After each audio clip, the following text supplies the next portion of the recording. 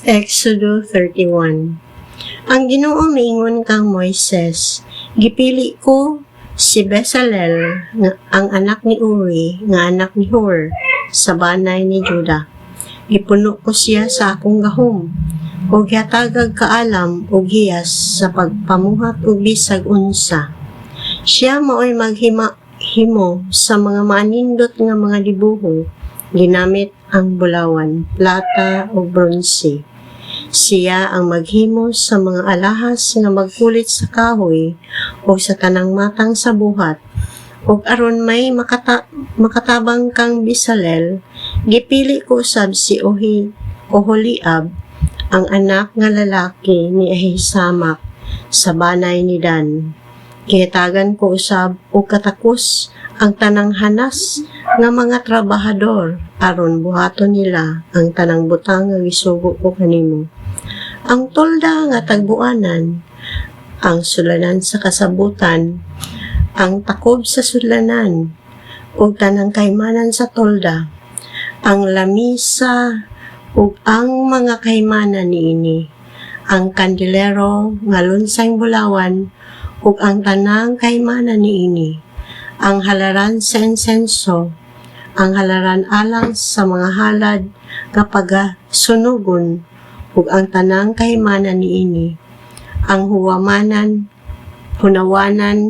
ug ang tungtunganan niini, ang mahalon ug sagradong bisti ni Aaron, nga pari ug sa iyang mga anak aron gamiton sa ilang pag-alagad, ang lana nga igdidihog ug ang humot nga insenso alang sa dapit nga balaan. Inighimo nila niining tanan, kinahanglan himuon kini sumala gayud sa akong gisugo kanimo.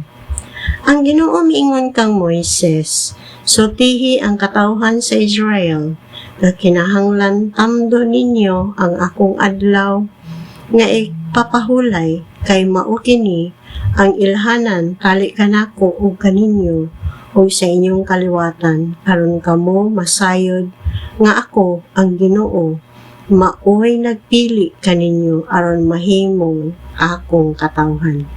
Busa kinahanglan nga tamdo ninyo ang adlaw nga ipapahulay kay gibalaan kini alang kaninyo. Ang dili magbalaan niini kinahanglan patyon. Ang magtrabaho sa adlaw ipapahulay uuhon gayud.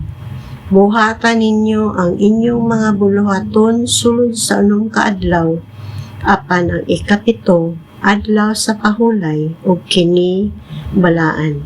Kigahin kini alang kanako, patyon ang magtrabaho ni anang adlaw.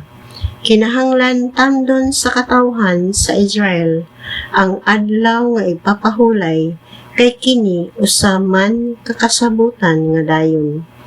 Usa kini kawalay katapusan nga ilhanan tali kanako ug sa katawhan sa Israel kay ako ang Ginoo maoy naghimo sa langit ug sa yuta sulod sa anong kaadlaw ug sa ikapito nga adlaw may pahulay ako ug nakapahulay kayo. Tapos makigsulti ang Dios kang Moises didto sa bukid sa Sinai. Gihatag niya ngadto kang Moises ang duha ka papan nga bato nga gisulatan sa kasuguan nga ang Dios mismo maoy nagsulat.